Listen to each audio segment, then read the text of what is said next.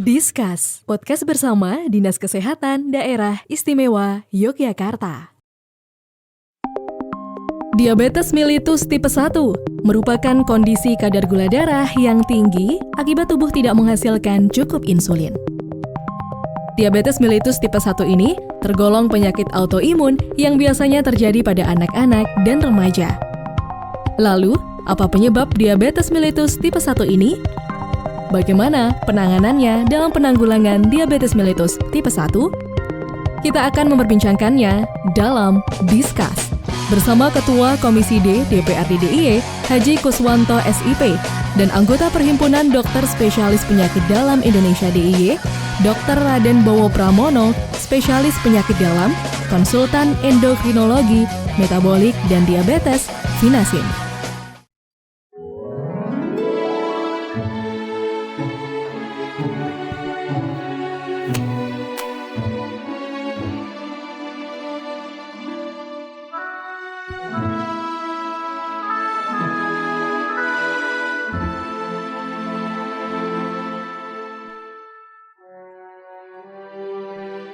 Tanah airku tidak kulupakan, kan terkenang selama hidupku.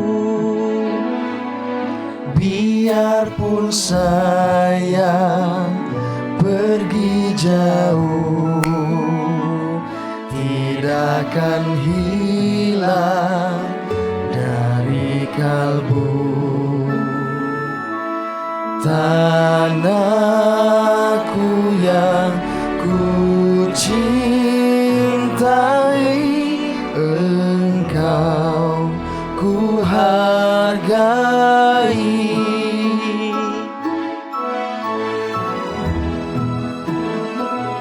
Walaupun banyak negeri ku jalani,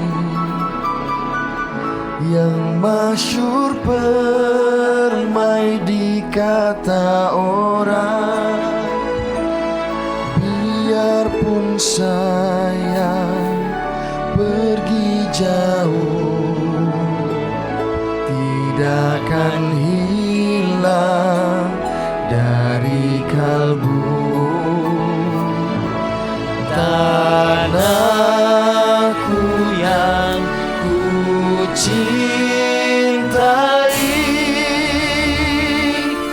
engkau ku hargai.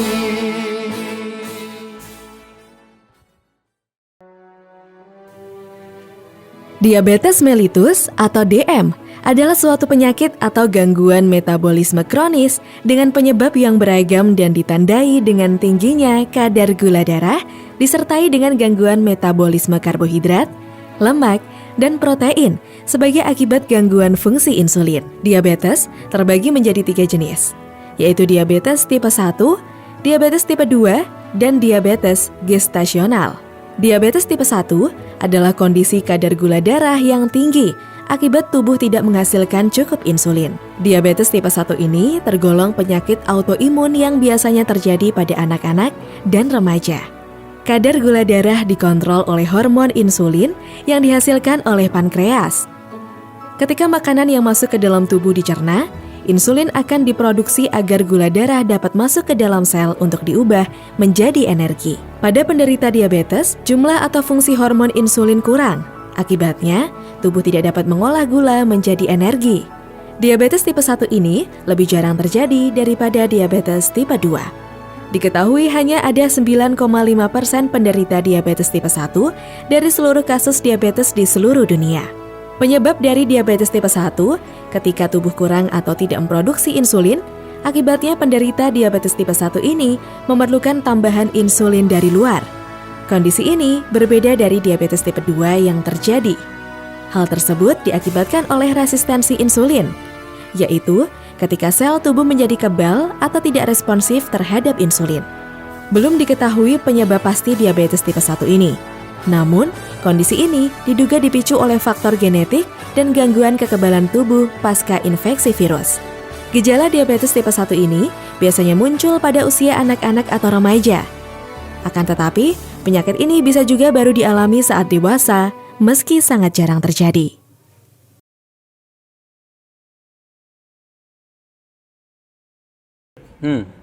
Makanan ini enak banget ya. Ada macam-macam dan kalau disuruh pilih, kira-kira mau pilih yang mana? Kalau saya makan semuanya. Tapi sepertinya kita harus lebih aware ya dengan kandungan yang ada di makanan-makanan seperti ini. Khususnya kandungan gulanya. Ngomong-ngomong tentang kandungan gula, ini salah satu yang masuk ke dalam tubuh kita yang kita konsumsi setiap hari. Kan ada karbohidrat, protein, lemak, dan macam-macam. Yang itu kalau sehari penuh kita makan normal ya mungkin 3 kali sehari, itu 2000 sampai 2500 kilokalori. Itu kebutuhan kita buat energi kita. Tapi kalau masih kita tambah cemilan yang seperti ini, mungkin minumannya yang manis nih ya, ini untung yang putih ya. Nah kalau manis, wah itu kebutuhan atau kadar gula kita itu bisa tinggi, melonjaknya bisa drastis. Seberapa batas maksimalnya yang dibolehkan kadar gula masuk dalam tubuh, itu menurut datanya 10% saja dari kebutuhan kilokalori kita. Kalau kebutuhan kita 2000 sampai 2500, 10%-nya berarti 200 sampai 250-an kilokalori. Itu sekitar 4 sendok makan gitu ya, 4 lebih sedikit. Berarti kalau ini kira-kira dibikinnya pakai berapa sendok makan ya?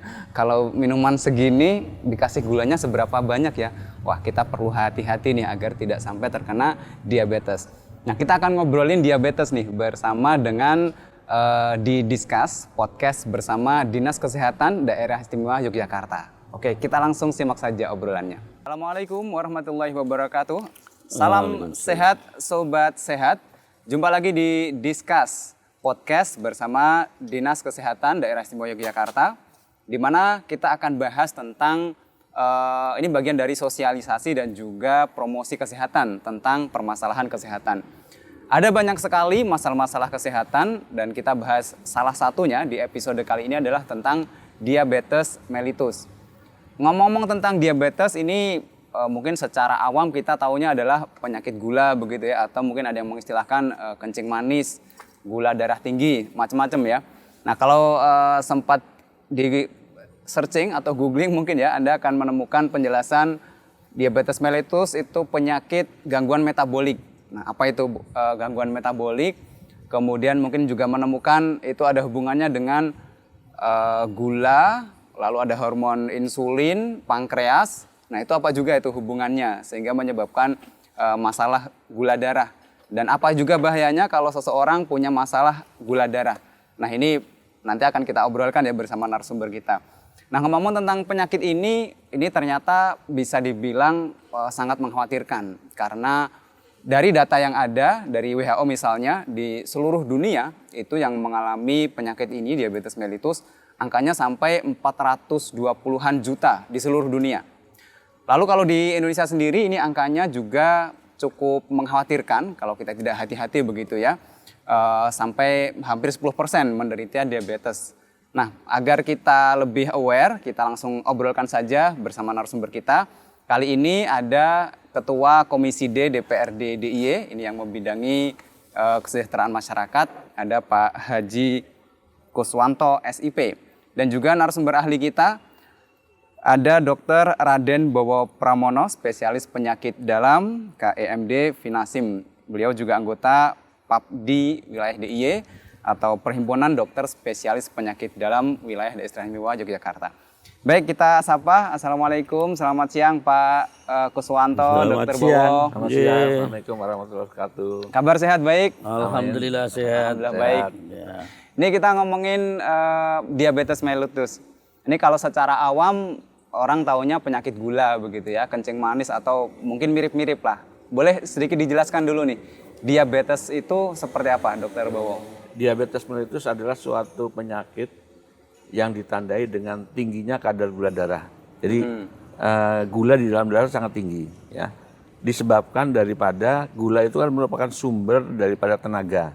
Sumber tenaga ini dipakai oleh sel-sel tubuh kita. Nah, sel tubuh kita itu untuk memakai gula tersebut sebagai sumber tenaga itu membutuhkan insulin untuk memasukkan gula ke dalam sel. Nah, pada orang diabetes mellitus biasanya insulinnya kurang jumlahnya atau tidak mempan. Jumlahnya cukup tapi dia tidak mempan. Jadi tidak berfungsi dengan sempurna gitu. Sehingga dia tidak bisa memasukkan gula ke dalam sel. Kemudian akhirnya gula darah menjadi tinggi. Nah, gula darah tinggi ini yang mengobrak-abrik atau merusak sel-sel di tubuh kita gitu loh. Jadi penyakit gulanya kalau gula tinggi saja nggak ada masalah, tapi yang merusak selnya ini yang berbahaya. Demikian. Oh, gula darahnya tinggi Ya. dikarenakan masalah insulin tadi ya? Ya, jadi sel-sel tubuh tidak bisa menggunakan gula yang ada di dalam darah. Kalau makan mungkin masuk dia makanan, ya gulanya masuk, tapi gulanya nggak bisa dipakai oleh sel, sehingga dia ngendap di pembuluh darah, istilahnya gitu. Dan kemudian kalau udah lewat ambang batas, dia akan keluar melalui urin, melalui kencing, sehingga kencingnya mengandung gula, makanya disebut kencing manis. Tapi kalau gulanya normal, dia nggak keluar lewat itu, di situ. Kalau orang gulanya tidak terolah, lalu dibuang lewat urin itu ya? Ya, Jadi kalau kencing tinggi, manis, ya dalam darah dia akan keluar lewat urin. itu bahaya nggak? Kan maksudnya sudah kebuang tuh, Ya. berarti udah aman dong? Atau gimana tuh? Nah, tapi kan produksi jalan terus. Oh. Kita makan terus kan, makan gulanya tinggi, tapi nggak bisa dipakai, keluar lewat itu. Oh, itu tetap bahaya itu ya? Ya, tetap nggak bahayanya. Jadi yang gula tingginya dalam tubuh itu, kalau kencingnya ya mungkin nggak masalah. Oh, jadi yang kebuang masih belum mencukupi membuang semua gula yang Iya, tersimpan gitu ya? nggak semua buang, tapi pokoknya lewat gitu aja. Itu yang Jadi, bahaya ya? itu pertanda bahwa ini kencing manis gitu. Jadi kadar gula darah melewati ambang batas. Oh, jadi tanda Ginjal, saja itu ya? Sehingga keluar lewat ginjal ke dalam urin. Disebut kencing manis. Dan itu berbahayanya karena dia merusak pembuluh darah. Jadi kita bisa bayangkan kalau organ tubuh, kan makanan ada nih, tapi nggak bisa dimakan, nggak bisa dipakai. Ya. Nah, lama-lama organ tubuhnya itu rusak, karena nggak makan gitu loh. Ya kita kalau nggak makan berapa lama mungkin ya masih kuat, tapi kalau sudah lewat itu, makanya orang diabetes itu kalau yang lama gulanya tinggi, tadinya gemuk jadi kurus. Karena tubuh tidak bisa menggunakan gula sebagai sumber tenaganya. Ya. Baik. Nah, Pak Kus, boleh nih sedikit mengomentari dari ya sudut pandang anggota dewan begitu ya, membidangi kesejahteraan masyarakat, salah satunya mungkin juga kesehatan. Ini diabetes ternyata termasuk cukup tinggi begitu ya, Iya. termasuk masalah gaya hidup juga. Pak Kus melihat diabetes seperti apa nih?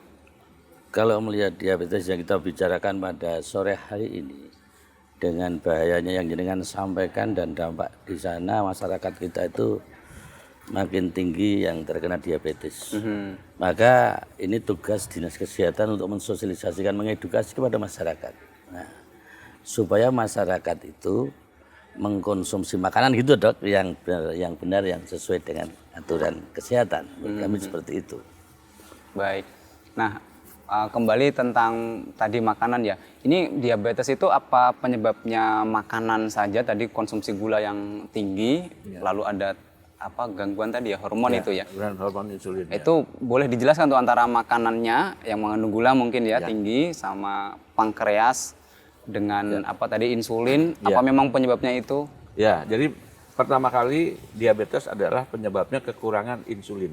Kekurangan insulin. Kekurangan insulin. Nah, jadi kalau kekurangan insulin ini didiamkan ya, atau sebelumnya dia bekerjaan biasa.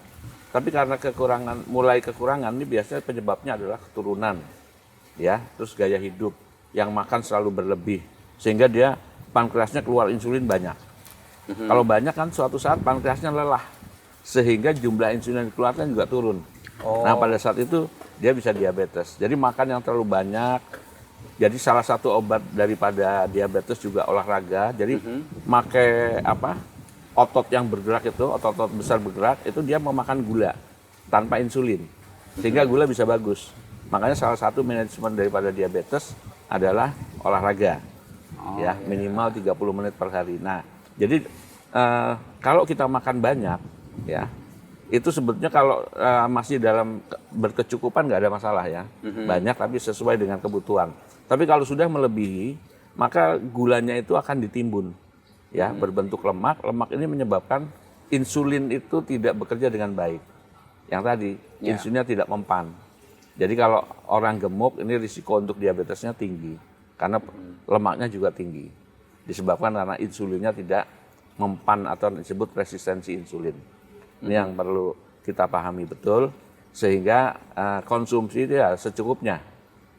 Ya. Tapi kalau Anda yang normal ini mau makan gula banyak sebenarnya nggak akan diabetes. Karena normal, produksi insulinnya masih cukup.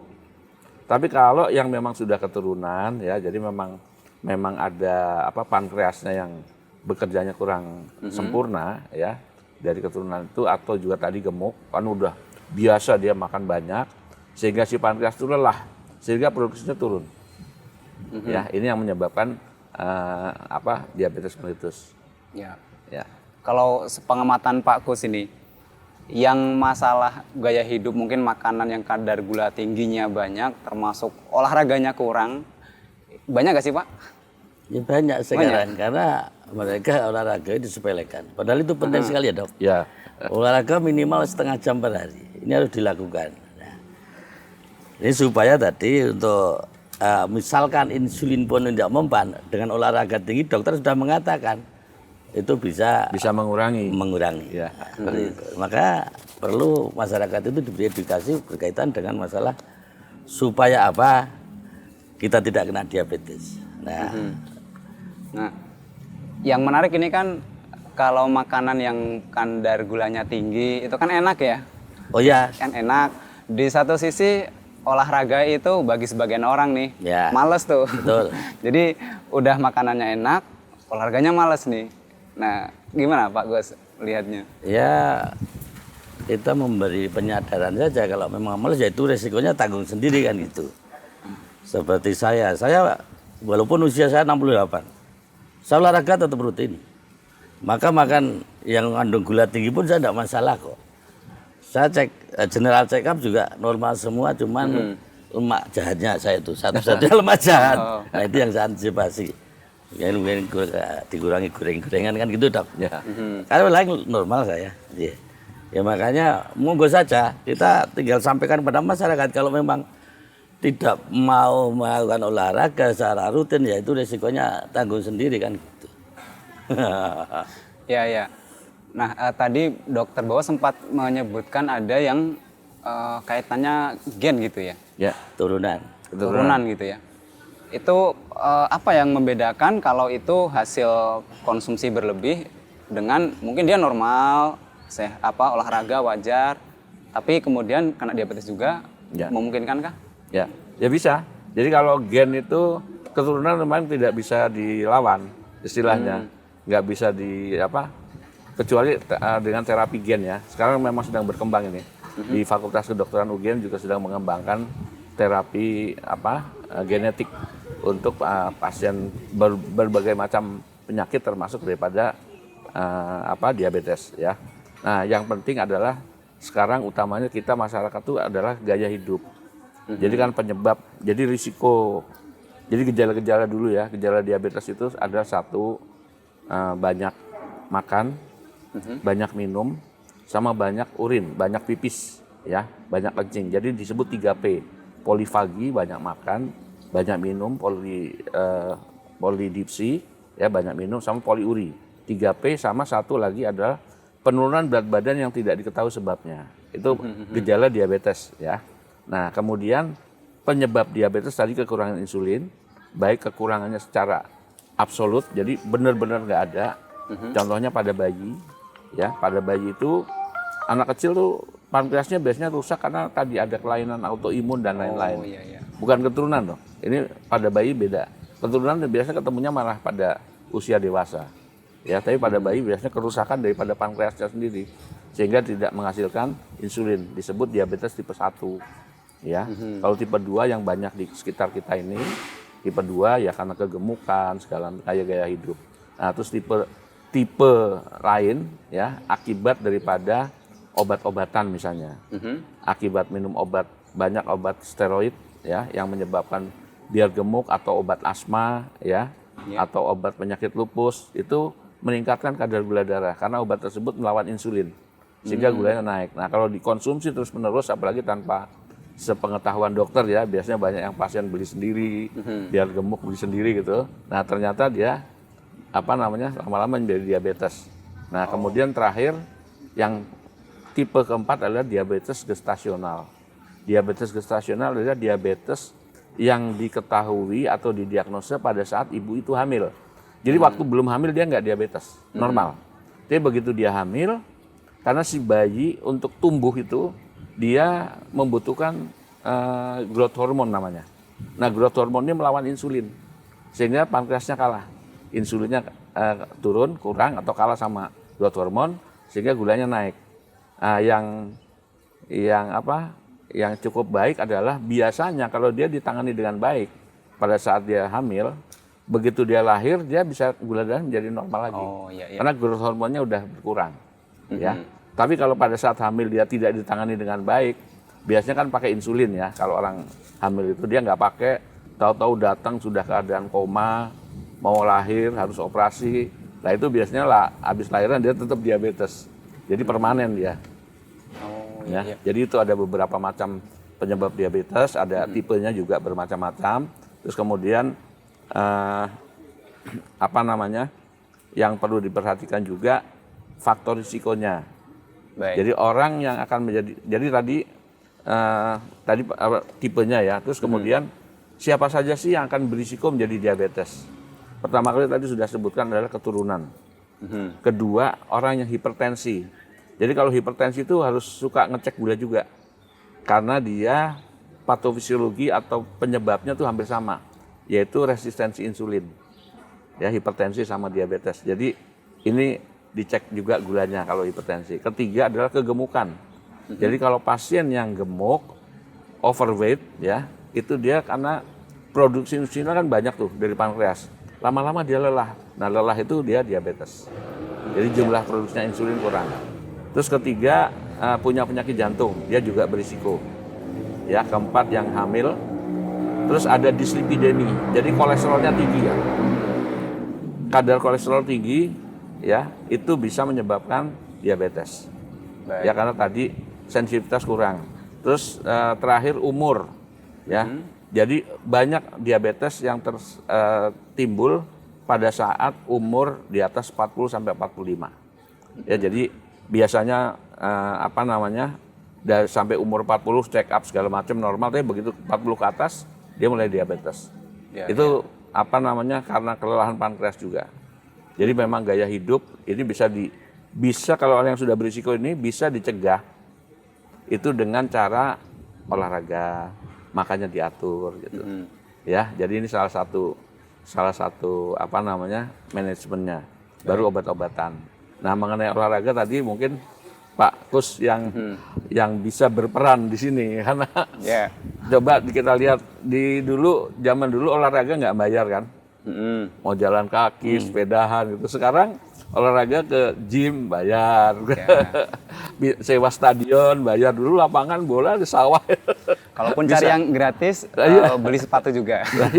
Nggak maksudnya kalau itu sih nggak apa-apa ya, tapi maksudnya untuk melakukan itu kita harus membayarkan, maksudnya juga kayak lapangan segala macam kan punya kebijakan daripada pemerintah dan DPRD untuk bisa membantu yang lapangan tetap lapangan itu loh, bisa untuk tetap berolahraga sama bersantai itu.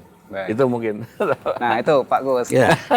Kalau itu malah justru kita kalau di lapangan sekarang ya, lapangan itu buatkan jogging track dong. Supaya apa? Supaya bisa untuk olahraga masyarakat. Ya kalau stadion ya cuma kalau Sleman ya cuma ada satu stadion. Tapi lapangan lain masih banyak yang untuk bebas.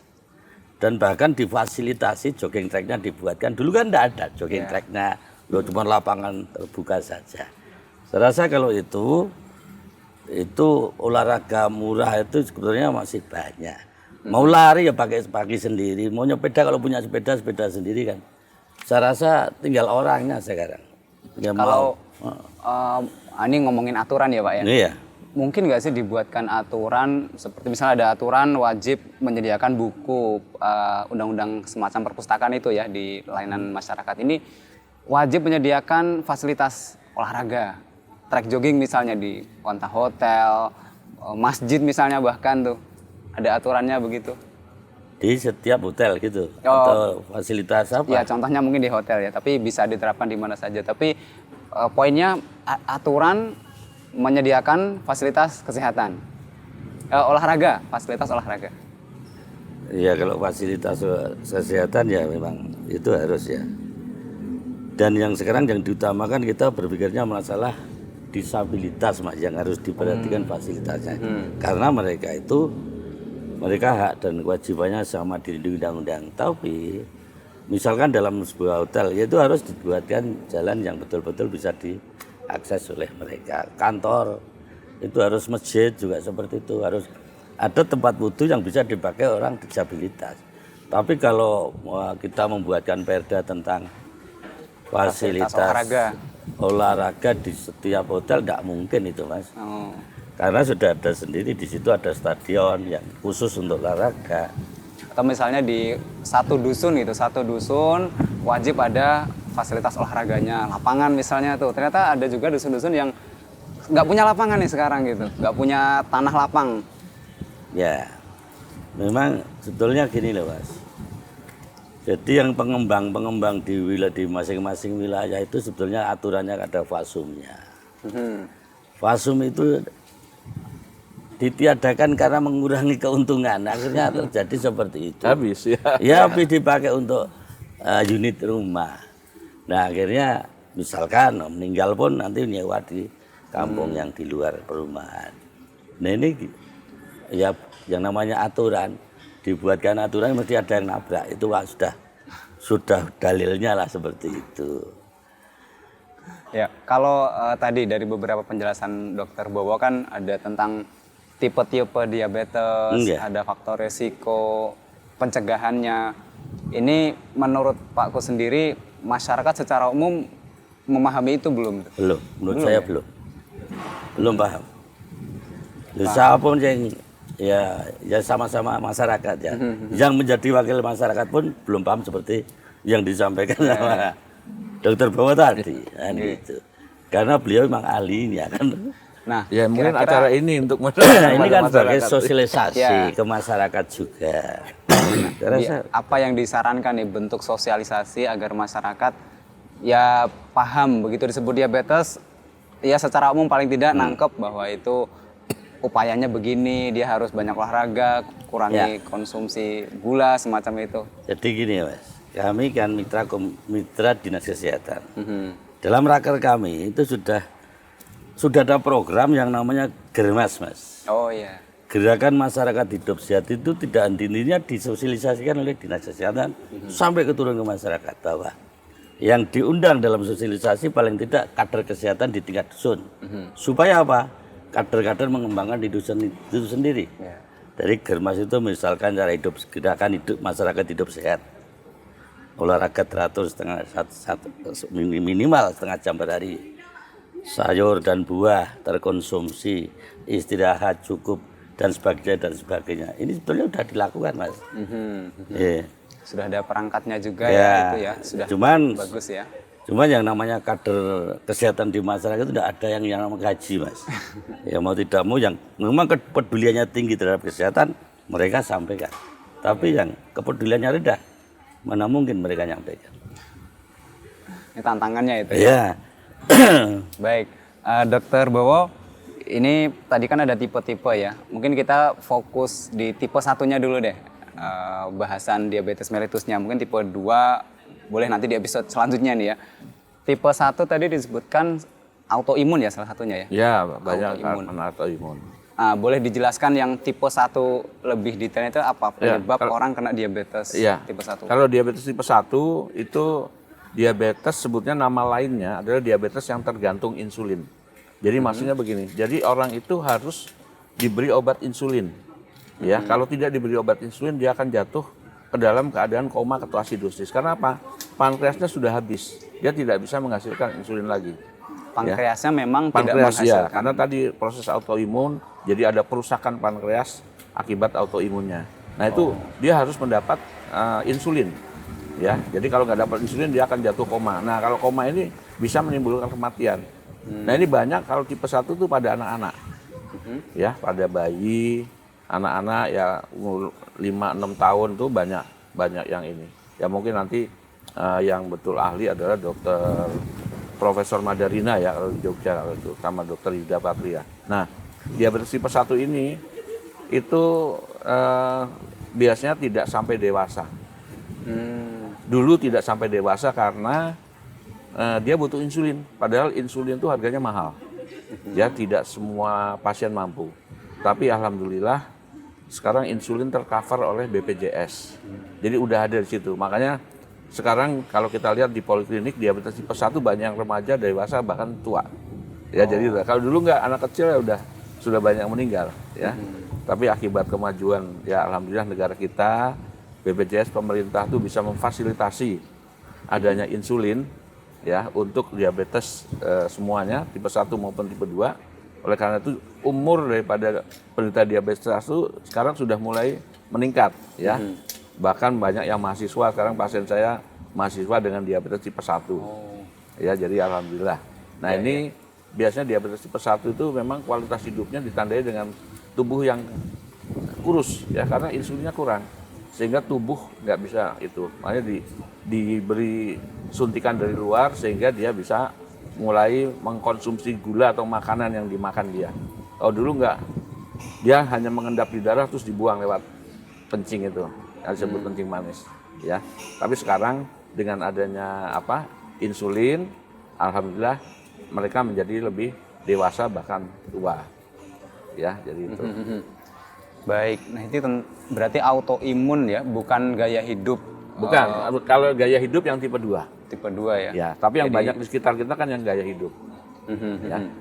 Nah, sedikit bedanya apa sih dengan yang misalnya tadi disebutkan ada genetik, turunan. Jadi ada autoimun, genetik, turunan. Ini genetik sama keturunan sama. Genetik sama keturunan ya, sama ya. Sama ya. Itu tipe. Jadi kalau orang tua biasanya tipe 2. Itu masuk tipe 2 ya? Ya. Biasanya kalau orang tua diabetes, anaknya diabetes. Ya, dan itu tidak silang. Lalu pertanyaannya, "Dok, kalau bapak saya diabetes, saya perempuan ini bisa kena?" Tadi saya selalu bilang, Hari Kartini itu 21 April gunanya adalah emansipasi wanita. Jadi laki-laki sama perempuan sama. Jadi nggak ada bedanya. Jadi tergantung nanti ya, kalau keturunan kapan dia akan lepas dari akan timbul diabetesnya, itu tergantung daripada gaya hidupnya dia. Misalnya dia anak 5 risiko, dok. Misalnya anak 5 bisa jadi keturunan itu kena semua 5. Kena semua bisa. Bisa semua, tapi kan mungkin satu ada yang gaya hidupnya bagus, gitu. ada yang ini ya. Itu mungkin sampai tua baru dia diabetes gitu. Ya. Baik. Sobat sehat, kita sudah ngobrol ya tentang diabetes mellitus. Ternyata ada berbagai tipe. Nah, kita akan coba lihat lebih lanjut lagi seberapa banyak sih yang terkena diabetes ini. Kita akan lihat di tayangan berikut ini. Berdasarkan laporan International Diabetes Federation atau IDF, jumlah penderita diabetes tipe 1 di Indonesia mencapai 41.817 orang pada 2022. Jumlah tersebut menempatkan Indonesia peringkat teratas di ASEAN. Mayoritas penderita diabetes tipe 1 ini berusia antara 20 hingga 59 tahun, sebanyak 26.781 orang. Setelahnya, penderita berusia di bawah 20 tahun sebanyak 13.311 orang, dan penderita berusia 60 tahun ke atas sebanyak 1.721 orang. Adapun peringkat kedua di ASEAN adalah Filipina. Jumlah penderita diabetes tipe 1 ini di negara tersebut mencapai 16.443 orang, dengan dominasi usia 20 hingga 59 tahun. Selanjutnya adalah negara Vietnam yang menjadi negara peringkat ketiga di ASEAN. Negara tersebut mempunyai jumlah penderita sebanyak 14.780 orang. Selanjutnya adalah Thailand dan Brunei dan juga Timor Leste menjadi negara dengan jumlah penderita diabetes di bawah 200 orang. Sementara itu, berdasarkan catatan dari Dinas Kesehatan Kota Yogyakarta, dalam 3 tahun terakhir, kecenderungan penyakit tersebut juga meningkat. Sebanyak 10.635 warga mengidap penyakit diabetes mellitus pada tahun 2020. Angkanya kemudian naik menjadi 13.237 pada 2021 dan menjadi 13.676 pada 2022 lalu. Ada beberapa faktor resiko yang menyebabkan seseorang terkena diabetes mellitus tipe 1. Di antaranya adalah faktor genetik. Seseorang dengan riwayat keluarga inti mengidap diabetes tipe 1 ini lebih beresiko mengalami penyakit serupa. Hal tersebut berkaitan dengan mutasi gen HLA yang menghasilkan protein untuk sistem kekebalan tubuh. Namun, tidak semua orang tua dapat menurunkan penyakit ini pada keturunannya. Faktor geografi, orang yang tinggal di daerah yang jauh dari garis khatulistiwa, seperti di Finlandia dan Sardinia, paling banyak terkena diabetes tipe 1. Hal ini disebabkan karena kurangnya vitamin D yang bisa didapatkan dari sinar matahari, sehingga akhirnya memicu penyakit autoimun. Penyakit ini paling banyak terdeteksi pada anak-anak usia 4 hingga 7 tahun, kemudian pada anak-anak usia 10 hingga 14 tahun. Faktor lain yang memicu diabetes tipe 1 ini adalah mengonsumsi susu sapi pada usia terlalu dini, air yang mengandung natrium nitrat, sereal, dan gluten sebelum usia 4 bulan atau setelah 7 bulan, memiliki ibu dengan riwayat preeklamsia, serta mengidap penyakit kuning saat lahir.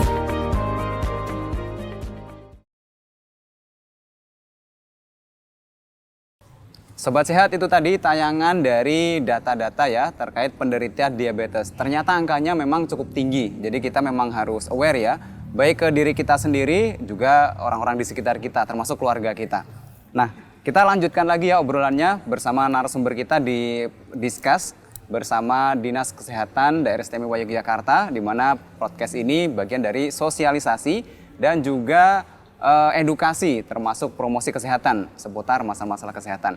Nah, kali ini kita bahas tentang diabetes dan kita coba lebih spesifik di diabetes mellitus tipe 1. Nah, bersama narasumber kita kali ini masih bersama Haji Kuswanto SIP, Ketua Komisi D DPRD DIY, dan juga Dr. Raden Bowo Pramono SPPD KEMD Finasim yang juga anggota PAP di DIY. Baik, Pak Kus, Dr. Bowo, kita coba lebih spesifik ke diabetes mellitus tipe 1 ini ya. Kan kalau yang tipe 2 gaya hidup mungkin nanti fokus di episode selanjutnya nih. Nah, tipe 1 kan tadi autoimun ya. Autoimun itu ada nggak faktor resiko yang kalau begini dia memang potensi untuk terjadi autoimun sehingga ada diabetes ini? Ya, kalau proses autoimun itu memang sulit dideteksi. Dia bisa ketahuan setelah kejadian. Jadi setelah timbul kejadian terus dicari-cari, penyebab lain nggak ada, akhirnya autoimun yang disimpulkan. Dan itu ada pemeriksaan khusus untuk autoimun ya, mungkin ada itu ahli autoimun sendiri yang sudah memeriksa. Jadi ada sel-sel tertentu yang menyebabkan timbulnya autoimun yang tinggi. Jadi autoimun adalah sebetulnya dia suatu kekebalan tubuh ya yang ditimbulkan oleh tubuh itu sendiri terhadap penyakit. Tapi begitu penyakitnya sembuh ya, dia akan menyerang tubuh ya, karena istilahnya proteinnya tuh sama dengan protein yang menyebabkan timbulnya kekebalan tubuh. Misalnya ada kuman A ya, itu dia diserang mengeluarkan imun A juga ya, anti imun A. Nah, ternyata setelah kuman itu yang protein A-nya hilang, tubuh yang hampir sama tuh banyak gitu loh. Salah satunya pankreas, bisa juga ginjal segala.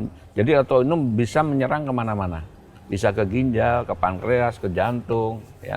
Jadi ke otak itu banyak, ke kulit ya banyaknya itu. Jadi ini autoimun memang tidak bisa diprediksi setelah sebelum kejadian, ya.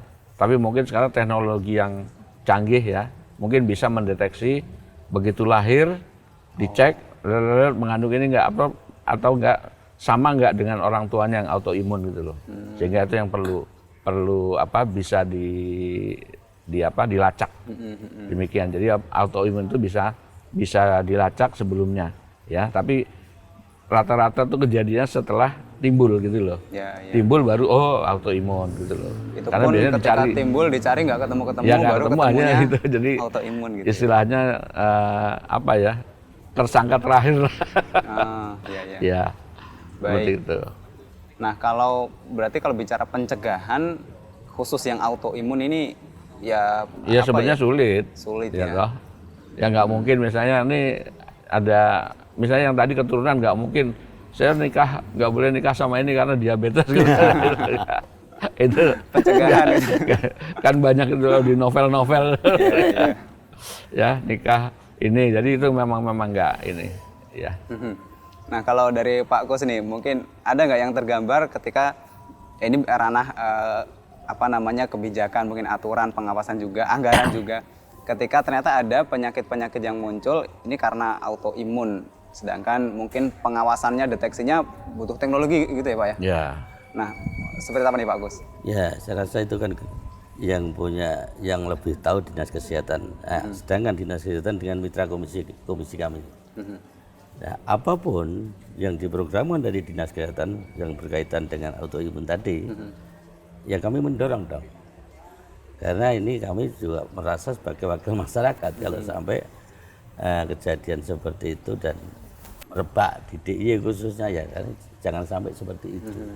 Supaya antisipasi sebelumnya bisa kita lakukan. Ini kita dorong ada di dinas kesehatan. Dan seperti apa usulannya kan?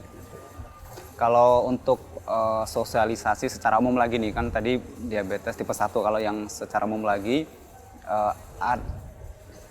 upaya untuk bisa ini tersosialisasikan dengan lebih luas ke masyarakat, mungkin dari Pak Kus, termasuk kebijakan anggaran dari Dewan. Ya, demi untuk kelancaran sosialisasi yang bermanfaat dari masyarakat, kami nggak bakalan enggan untuk mendorong anggarannya. Ya, karena kita juga sadar bahwa kita itu juga wakil mereka, otomatis kan Mas. Kalau itu memang dibutuhkan untuk antisipasi yang tipe 1 dan yang lainnya, kami akan dorong. Karena kami punya fungsi anggaran. Yeah. Dewan itu ada 3 fungsi, fungsi pengawasan, legislasi, dan penganggaran. Inilah fungsi yang 3 ini. Fungsi yang anggaran itu kita masuk di sana. Baik. Nah, nanti sambil kita bahas pertanyaan-pertanyaan ya dari audiens yang mungkin nanti Mungkin akan yang terpenting ini dalam diabetes tipe 1 adalah bagaimana dia, kan sudah kejadian ya. Mungkin dicegah nggak bisa, tapi bagaimana dia bisa sampai umur panjang dan sehat. Nah, itu terutama yang kami usulkan sebagai klinisi adalah karena dia hanya bisa disuntik, diberi obat adalah insulin, maka ketersediaan insulin yang diperlukan. Ya. Ketersediaan Sekarang insulin. BPJS itu memang sudah menyediakan, tetapi tidak bisa sampai ke PPK tingkat 1, puskesmas. Ya, insulin belum ada. Belum cukup sampai ke bawah ya. Jadi belum sampai ke bawah karena apa? Oke. Karena dianggap penyimpanannya belum bagus segala macam. Tapi kan mestinya kayak vaksin itu kan bisa disimpan di puskesmas. Bisa. Pasti insulin juga mestinya bisa. Iya. Ya, rantai dinginnya itu penyimpanan Suhunya, itu pasti bisa ya. Terus kemudian ini karena dia yang dibutuhkan adalah terutama insulin.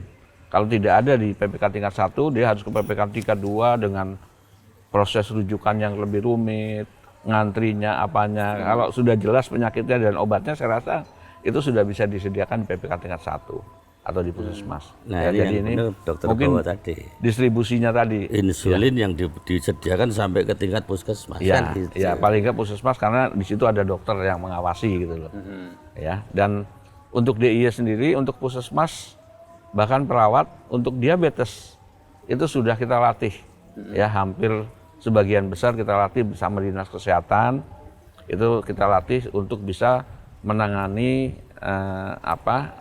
penyakit diabetes secara ya tidak purna ya. Mungkin sudah cukup lah untuk sebagai dasar ya. Tapi paling enggak untuk insulin segala macam kalau bisa disediakan sampai di puskesmas, itu tentu lebih mempermudah masyarakat.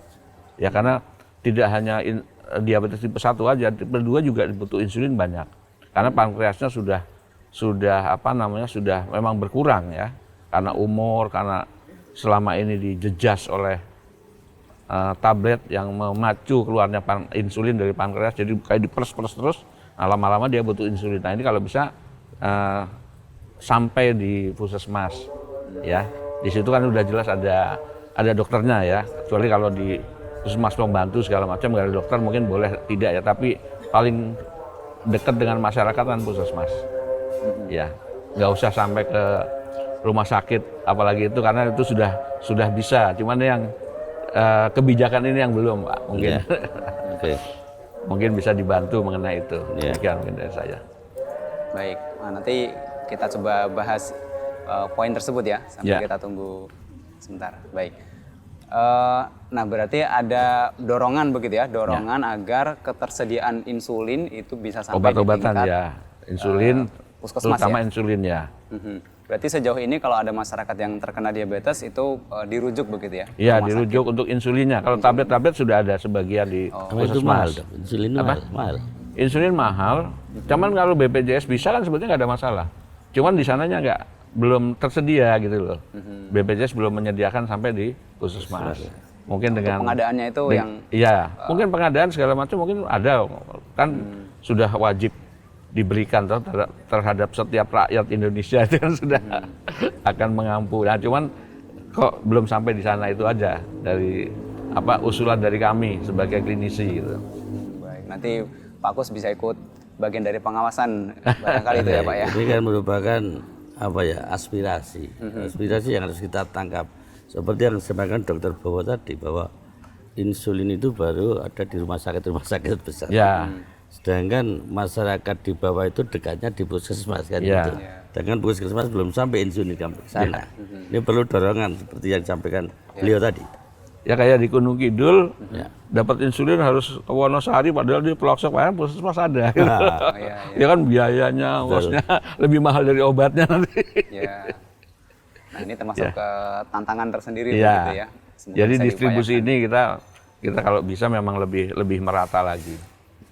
Di Jawa masih mending, yang di Papua di mana harus kita pikir juga nasional. Iya. Baik. Kalau dari segi masyarakat sendiri ini untuk ngecek kan tadi ada ternyata faktor resiko yang tipe 2 ya, atau mungkin tipe 1 dia nggak tahu tapi bisa dideteksi misalnya tadi kencingnya dirubung semut gitu termasuk ya. Itu kemudian mengecekkan diri seperti apa nih? Ya bisa untuk jadi kontrol, makanya ya Pak, kalau tipe 2 itu biasanya kan pada usia mulai dewasa tuh ya 40 ke atas dia bisa timbul. Oleh karena itu diberlakukanlah seperti PNS, seperti karyawan segala macam check up. Ya, check up kesehatan itu kan. Nah sekarang kalau check up kesehatan udah dikasih gratis masih belum mau, apalagi kalau suruh bayar. Ya itu masyarakat coba. Itu kan kalau itu bayar loh. Tapi ini yang gratis, misalnya kantor ulang tahun dikasih itu, enggak, takut ketahuan penyakitnya. Ya, itu.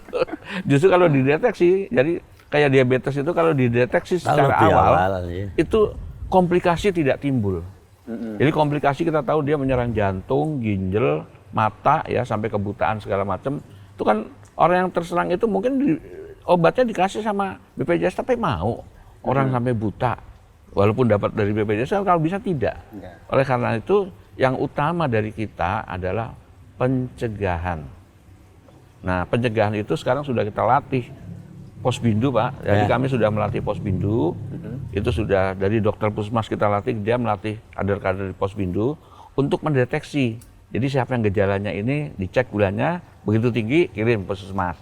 Itu sudah di Jogja sudah berjalan, dan jumlah penderita akhirnya ketahuan lebih banyak dibandingkan dulu sebelum ada Posbindu. Ya karena mereka mendeteksi. Jadi dari awal kita obati otomatis akan mengurangi ya tadi, karena kalau sudah sampai cuci darah, serangan jantung, biayanya lebih besar. Walaupun mampu pun orangnya belum tentu mau kan. Kalau sawah dan rumahnya habis itu kalau sawah dan rumahnya habis. Iya, makanya itu stroke segala macam itu yang bahaya. Ya. Ini kalau dicek itu ya, yang normal itu berapa ya Pak? Gula darah puasa normalnya itu 80 sampai 99. Puasa itu ya? Puasa 2 jam 80 sampai 100 80 sampai 139 kalau 2 jam. 2 jam Ya. setelah makan. 2 jam setelah makan. 80 sampai 99 ini 139. Orang diabetes itu disebut diabetes kalau gula darah puasanya di atas 126 atau sama dengan puasa. Ya. 2 jamnya di atas 200. Sedangkan gula darah puasa antara 100 sampai 126, 100 ya, sampai 126 itu disebut prediabetes. Jadi belum diabetes, nggak normal juga. 139 sampai 200 disebut prediabetes juga 2 jamnya. Tidak normal, tidak diabetes, tidak normal juga ya. Nah, justru populasi ini yang harus mulai diperhatikan. Jangan sampai dia jatuh dalam diabetes. Kita meleng sedikit, dia diabetes. Ya, gaya hidup diteruskan, makan yang tidak benar, olahraga jarang, itu nanti diabetes. Ya, itu bisa timbul. Jadi ini yang bisa kita cegah nih, jangan sampai dia diabetes. Dan obat-obatan sudah bisa mulai kita berikan di sini. Prediabetes itu sudah mulai bisa. Kalau diabetes tipe 1, tipe 2, tadi kan penyebabnya beda ya. Tapi kalau sudah kena diabetes 1 ataupun 2, itu kaitannya gaya hidup nih, misalnya makanan nih, cemilan, roti, dan lain sebagainya, itu sama atau tidak? Sebetulnya sama. Yang penting, jadi dia dihitung dulu tinggi badan dan berat badan, terus kebutuhan kalorinya berapa sih yang dia butuhkan, nanti dihitung itu, ya. Nah itu nanti tiap individu kan beda-beda. Jadi terapi ini diet itu beda-beda, individual namanya, individual terapi. Jadi masing-masing kebutuhan beda. Tapi sama-sama mengatur harus pola diatur, makan itu ya, sama pola ya? makan, olahraganya, ya. Ya, jadi tadi mungkin kalau di luar negeri fasilitas dari negara ya, dia menyediakan, coba di luar negeri kan banyak angkutan massa ya. Angkutan massa itu aman semua kan, hampir semua aman. Kalau di kita kan angkutan bisnya segala macam nggak aman toh. Mungkin sekarang aja Jogja Trans itu agak aman karena cuma sedikit dan tidak empet-empetan. Kalau di Jakarta itu kan penuh gelantungan tuh, nah itu tidak aman sehingga orang mau naik itu susah. Ya, mau naik itu susah. Kalau nggak naik pakai mobil pribadi, diabetes menunggu. Kalau di luar negeri kan jalan dulu, baru naik tram, baru naik itu. Kalau di sini nggak. Soalnya umumnya juga susah kan, jadi orang banyak yang naik itu. Dan kebanyakan orang yang menimpa terkena diabetes tipe 2 terutama adalah orang yang justru yang mampu. Ya biasanya dari sini ke depan jalan, ini sini ke depan aja ke warung naik motor. Itu males ya. Baik. Kalau Pak Kus melihat lebih kompleks lagi Pak Kus, misalnya tadi ada diabetes mellitus tipe 1-nya, tipe 2, dan ternyata kesehatan memang saling berkaitan begitu ya. Termasuk tadi transportasi itu punya efek juga nih ke problema kesehatan. Apa yang mungkin masih perlu didorong lagi kalau lebih kompleks lagi nih Pak Kus? Kalau berbicara transportasi memang beda ya antara Jogja dengan Jakarta. Sekarang Trans Jogja itu malah justru tidak ada yang naik ya.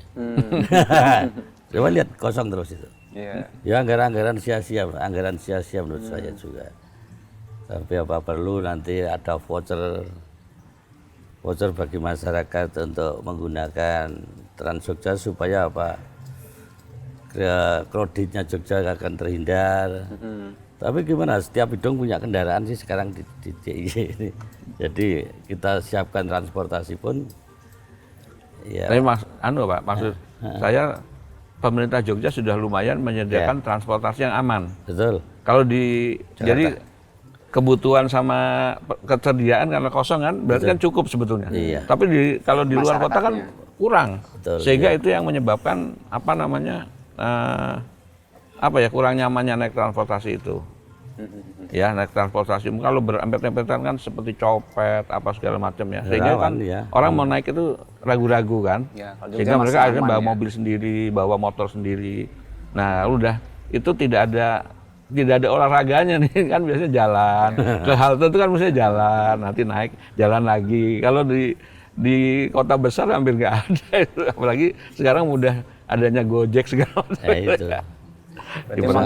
Ya, memang juga makin modern, olahraga kita makin kurang, ya toh. Baik. Ya, diabetes makin meningkat. Justru meningkatnya di negara-negara maju. Ya, itu. Baik, sambil kita jawab beberapa pertanyaan dari audiens kita tentang pencegahan untuk terkena diabetes mellitus 1. Nah, tadi sempat disinggung ya, boleh dijawab ini untuk sahabat Tias. Ya tadi kalau diabetes untuk DM1. Ya, terima kasih Mbak Tias. Jadi kalau untuk diabetes tipe 1 memang sulit untuk mencegahnya ya.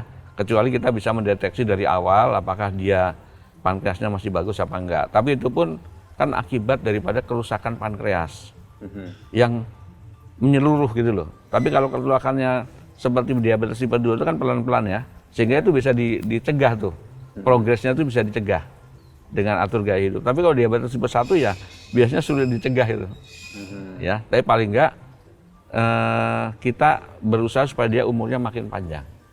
Lewat Tadi gaya hidup setelah obatnya, terkena itu ya. makannya juga diatur ya. Saya banyak yang meninggal dalam keadaan KAD. KAD itu ketoasidosis diabetikum. Jadi dia akibat gulanya tinggi sekali.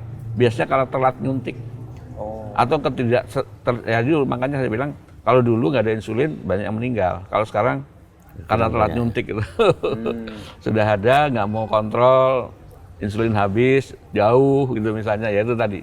Ya, jadi mungkin tugas kita mendekatkan pelayanan untuk diabetes tipe 1 yang harusnya dari rumah sakit besar, rumah sakit kecil, kalau bisa sampai ke puskesmas. Ya.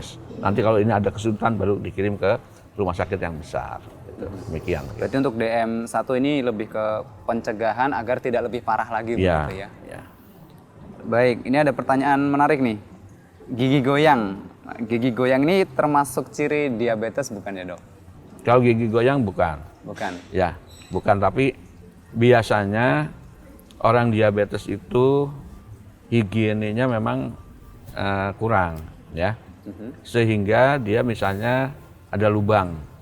Lubang memang bukan goyangnya tapi lubangnya itu. Lubang keropos akhirnya dicabut. Ya kan? Nah, dicabut itu kan mestinya dia rapat ya, nggak bisa. Iya. Nah, ini ada yang ini, yang sebelah dicabut dia goyang gini. Nah, gigit apa agak goyang ya. Ini akhirnya ini goyang, ini tetangganya juga goyang. Akhirnya itu tadi. Sebenarnya bukan gejala diabetesnya, tapi itu tadi. Kroposnya itu ya. karena kumannya juga lebih apa ya, higiene sanitasinya mulut itu penting sekali untuk diabetes karena dia akan itu tadi mengeropos gigi sehingga dibuang ya atau dicabut atau patah. Nah, akhirnya tetangganya gigi itu akan goyang. Iya. Baik. Itu ya sahabat Ira yang menanyakan nih tentang gigi goyang termasuk ciri diabetes atau bukan. Kemudian sahabat Nadia, makanan yang dihindari untuk DM. Ya jelas yang manis-manis. Ya, maksudnya yang mengandung gula sebenarnya boleh, tapi ada takarannya. Ya gula itu untuk diabetes tipe 2 itu paling banyak sekitar 2,5 gram apa ya? Pokoknya sedikit deh. Ya kalau bisa dihindari. Toh sekarang sudah ada pemanis buatan kalau butuh manis. Ya. Tapi kalau dia dalam keadaan drop atau hipoglikemi, dia boleh minum air gula. Ya sampai keadaannya membaik. Justru yang paling bagus adalah air gula atau air sirup. Kalau sedang hipo Kalau tadi. drop ya hipo atau drop itu. Tapi kalau apa namanya? Kalau tidak hipo ya hindari itu makanan manis-manis. Juga tepung-tepungan. Ya kalau bisa tepung yang berserat ya, roti-roti coklat itu apa? Roti gandum yang berserat itu ya, jangan yang roti putih. Itu jangan. Nah, olahan-olahan tepung juga dihindari ya, kalau bisa tadi yang utama berserat sehingga jumlah kalorinya lebih kecil. Terus kemudian nasi merah, nasi putih sebenarnya sama. Cuman bedanya nasi merah tuh seratnya lebih banyak. Terus kemudian dia juga rasanya senep kalau makan nasi merah dibanding nasi putih. Sehingga jumlah konsumsinya lebih kecil. Otomatis apa namanya? Gulanya nggak naik. Tapi kalau misalnya nasi merah lawuhnya ngepas, tadi ada baceman apa, terus tempe apa itu, akhirnya banyak-banyak juga ya. Jadi sebetulnya sama itu ya, kalorinya sama. Berarti kalau diringkas diet diabetes tuh apa?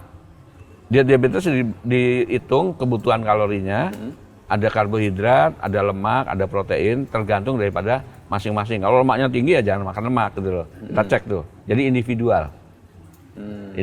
Kalau yang rata-rata ya misalnya karbohidrat sekitar 45 sampai 50%, lemaknya sekitar 15%, protein sekitar 30% misalnya seperti itu. Ada hitungannya. Masing-masing itu nanti ahli gizi yang ngatur. Nah, yang penting tadi kalorinya yang dibatasi. Ya, kalori.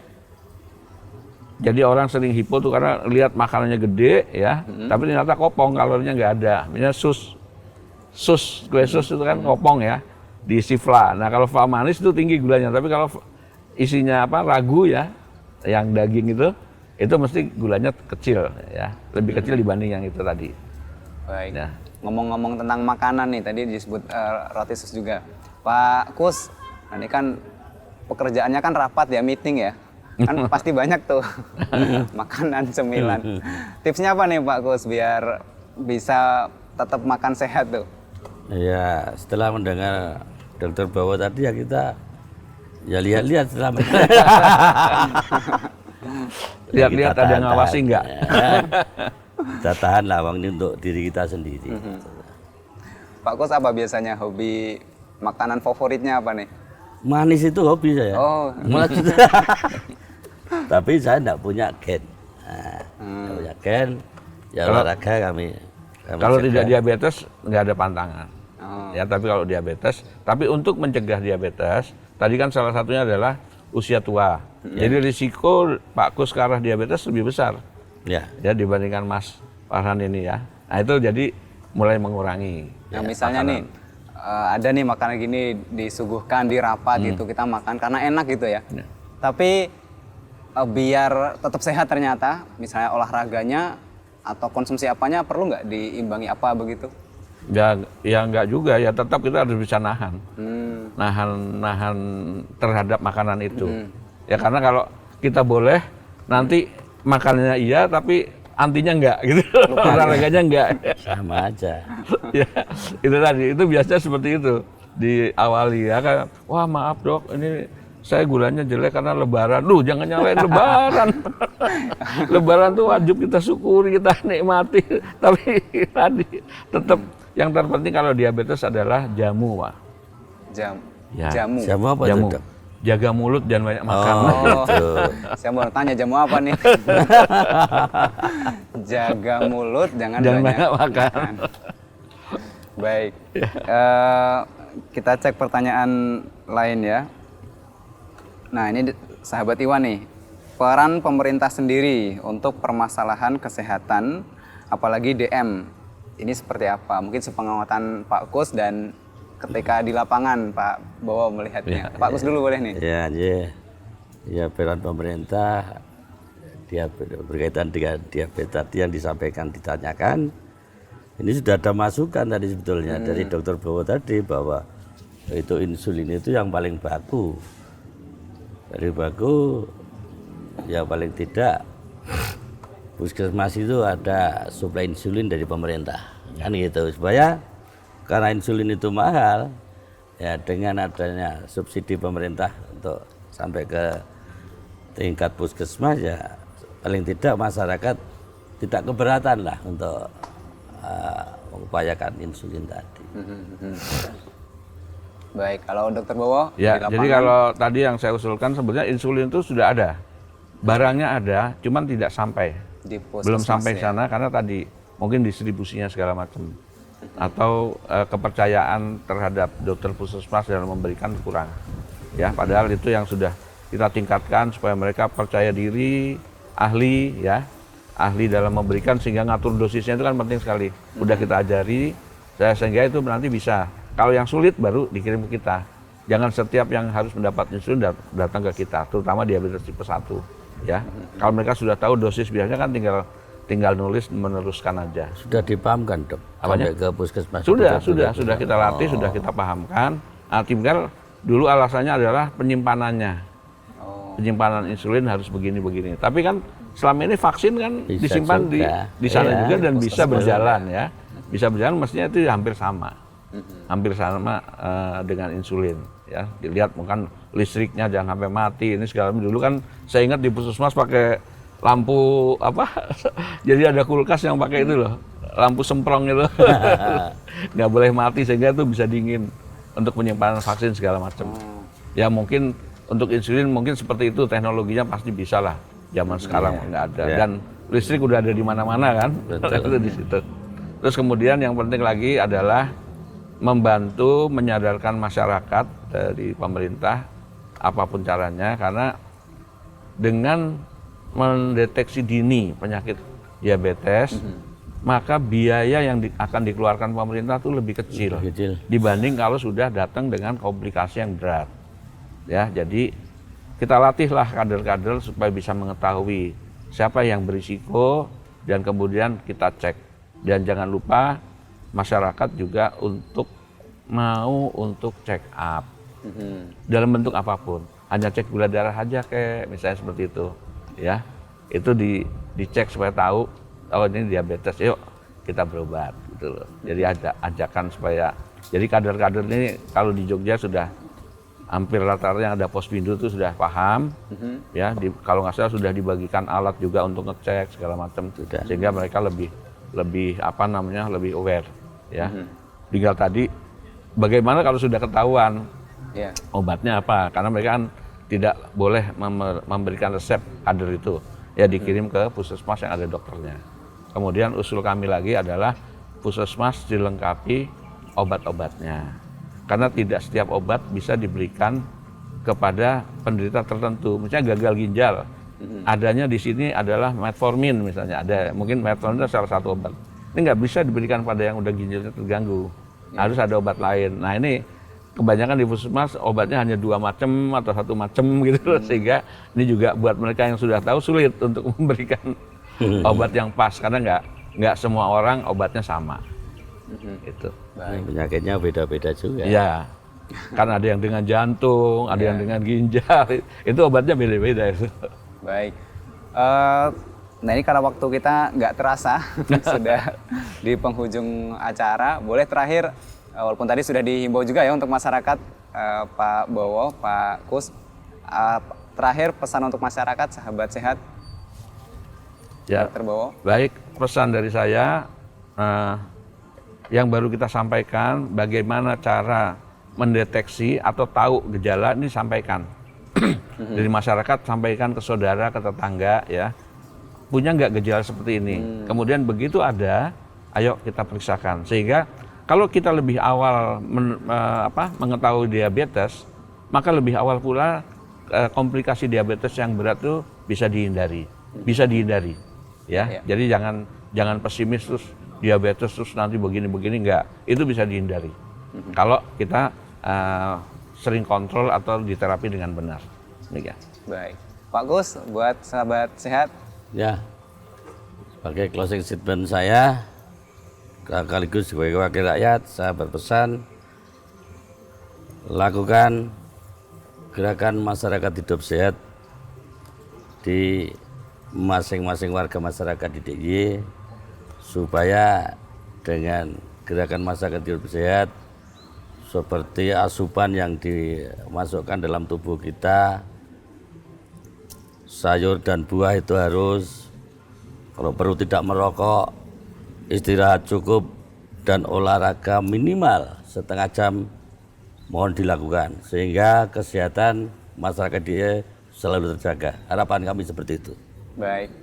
Terima kasih Pak Kus, Sama-sama. Dr. Terima kasih, Bowo, Mas. ditunggu lagi nanti di perbincangan berikutnya. Ya. Insya Allah. Iya. Selamat bertugas kembali. Kita jumpa lagi. Assalamualaikum warahmatullahi wabarakatuh. Waalaikumsalam warahmatullahi wabarakatuh. Demikian Sobat Sehat, Diskus bersama Dinas Kesehatan Daerah Istimewa Yogyakarta dalam rangka sosialisasi dan juga edukasi dan juga promosi kesehatan untuk masalah kesehatan. Kita jumpa lagi di Diskus berikutnya. Wassalamualaikum warahmatullahi wabarakatuh. Kita sudah simak bersama podcast kita tadi ya. Nah, kira-kira pilih yang mana nih kalau ada 2 hidangan seperti ini? Kalau tadi narasumber kita menyebutkan suka sih makanan yang seperti ini, tapi narasumber kita satu lagi, Dr. Bowo, mengatakan ya sebaiknya tetap dihindari ternyata ya. Jadi kalau memang ada suguhan seperti ini, mau pilih mana nih? Yang lebih sehat, berserat, ya ada manis-manisnya juga, tapi lebih sehat dibanding yang memang jelas manis dan beresiko ya kalau ini kita tidak kontrol. Apalagi yang sudah jelas ada gejala diabetesnya. Nah, kita akan obrolkan lagi masalah-masalah kesehatan di Diskus Podcast bersama Dinas Kesehatan Daerah Istimewa Yogyakarta sebagai bentuk sosialisasi dan promosi kesehatan tentang permasalahan kesehatan. Wassalamualaikum warahmatullahi wabarakatuh. Gejala dari diabetes tipe 1 ini diantaranya adalah sering buang air kecil, terutama pada malam hari, sering haus, sering merasa lapar, berat badan turun meskipun pola makan tetap sama, pandangan kabur, kelelahan terus-menerus, mudah diserang penyakit infeksi, luka yang lama sembuh, merasa kaku atau kesemutan pada kaki. Gejala tersebut sering terjadi tiba-tiba. Diabetes tipe 1 ini dapat didiagnosis dengan melakukan pemeriksaan seperti tes hemoglobin A1C, tes gula darah puasa, dan tes gula darah dalam waktu tertentu. Pengobatan yang dapat dilakukan saat kita terdiagnosa diabetes tipe 1 ini adalah dengan menormalkan kadar gula darah, menurunkan resiko perburukan gejala, hingga mencegah komplikasi. Dengan pemberian insulin sepanjang hidup penderita, insulin tidak dapat diberikan menggunakan obat oral. Biasanya, insulin diberikan dalam bentuk suntikan atau pompa insulin. Hal tersebut disebabkan karena insulin yang dikonsumsi secara oral menyebabkan enzim dalam lambung akan memecah insulin dan menurunkan manfaat dari insulin tersebut. Penggunaan pankreas buatan yang nantinya akan bekerja menyerupai kemampuan pankreas alami dalam mengatur kadar gula darah. Selain diabetes tipe 1 ini dapat dicegah dengan pemberian obat-obatan seperti obat tekanan darah tinggi, obat penghambat enzim pengubah angiotensin atau penghambat reseptor angiotensin 2. Diberikan untuk menjaga kesehatan ginjal. Obat-obatan tersebut direkomendasikan bagi pengidap diabetes yang memiliki tekanan darah di atas 140/99 mmHg. Aspirin digunakan untuk menjaga kesehatan jantung apabila terlihat adanya risiko gangguan kesehatan jantung. Obat penurun kolesterol. American Diabetes Association menyarankan pengidap diabetes sebaiknya tidak memiliki angka kolesterol tinggi. Berikut cara mencegah agar terhindar dari diabetes tipe 1. Menjalani pengobatan intensif.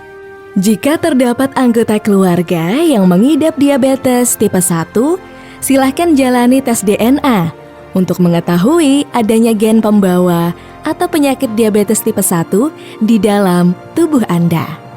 Menjalani pola makan sehat, rutin melakukan aktivitas fisik.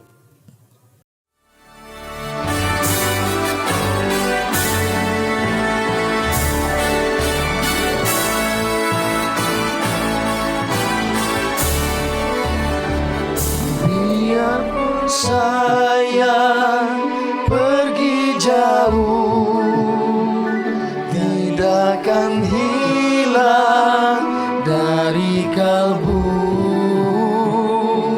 Tanahku yang ku cintai, engkau ku hargai.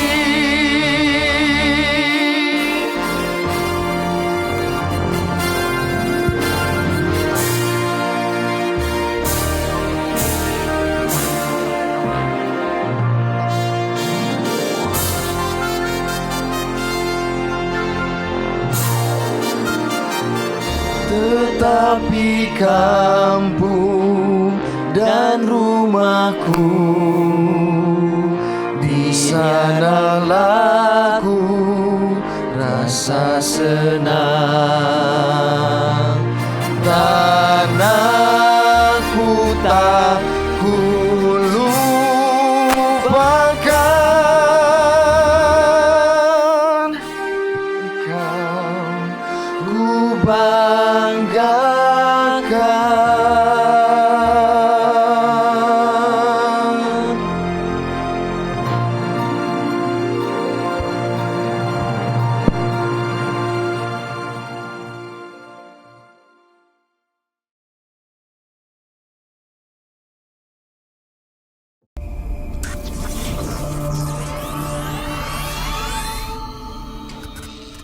Discuss, podcast bersama Dinas Kesehatan Daerah Istimewa Yogyakarta.